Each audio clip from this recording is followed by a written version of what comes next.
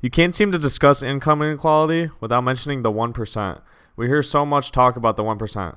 Those awful, nasty baby killers. They just sit in their gold castles watching their peasants slave away. God forbid somebody in this world earns more money than you do. But let's step back a moment, because these apparent scum of the earth people might just be our sweet old neighbor down the street, family members, or even you. It surprises me the amount of people that throw this term around so loosely and with such vile and hatred, but don't take 2 seconds to find out what exactly classifies a 1%er.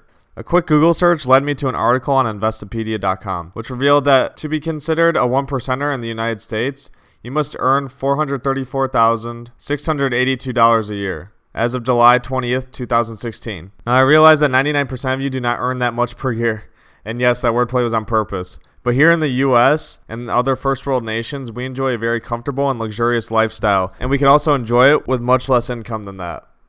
So I dug a little further. I went out to find what is considered to be the 1% of the world, and I came across this site called globalrichlist.com.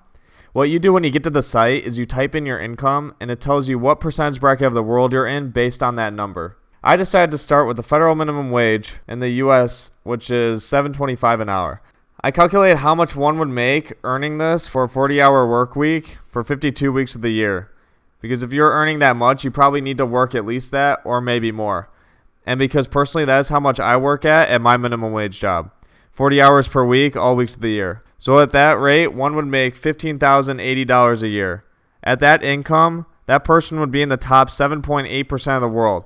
Pretty far from the 99% that every socialist college student loves to claim they are. But still not the 1%.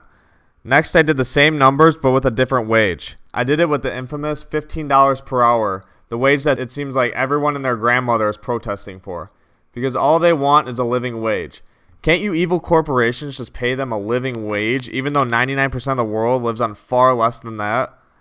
So I ran the numbers. 40 hours per week, 52 weeks of the year, and it came out to $31,200 per year. That's a substantial amount of money. If I could comfortably live off of my 18 grand per year, I mean, come on, aren't you asking for a little much for unskilled labor that doesn't even require a mere high school diploma? But back to the point. Earning that much would put you in the top 1.1% of the world. Those protesting for the $15 an hour minimum wage are literally asking to join the ranks of the people equivalent to Lord Voldemort, according to their standards. Now into the second half of this video. Now that we know exactly who is the 1%, and it very well could be you, here's why you need to stop bitching and moaning about them. Number 1, stop demanding that they pay for all your shit. You're too lazy to earn yourself. The fact is, rich people will never pay insane tax rates politicians propose, because if they did, they would no longer be rich. They also have access to the highest skilled accountants out there whose one job is to save them money on their taxes. And most of the time, the politicians are working in the best interests of the billionaires people love to hate. And no amount of bitching is going to change that.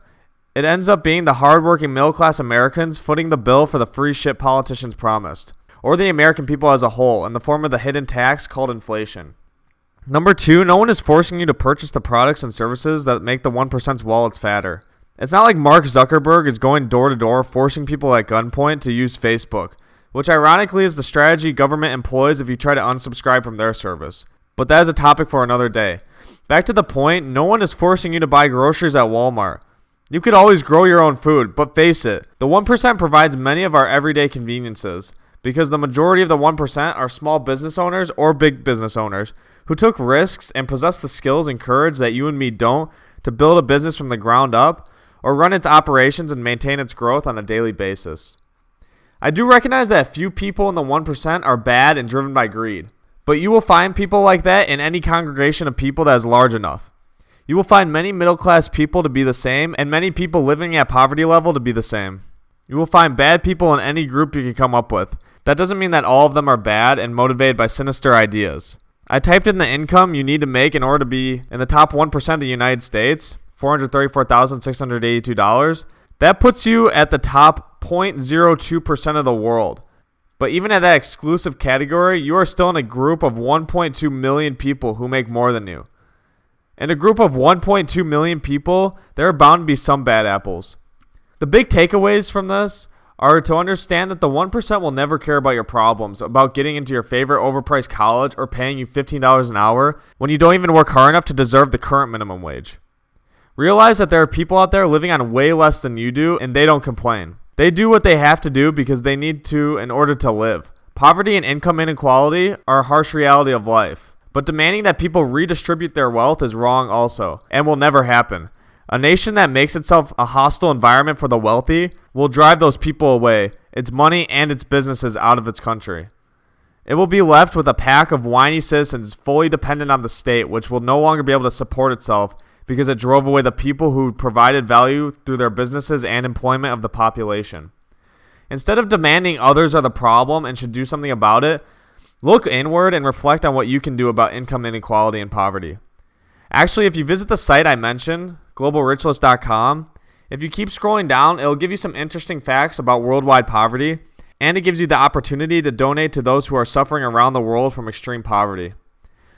Whatever percentage of income you demand the rich pay to you, you try paying that same percentage of your income to someone who literally might starve without it.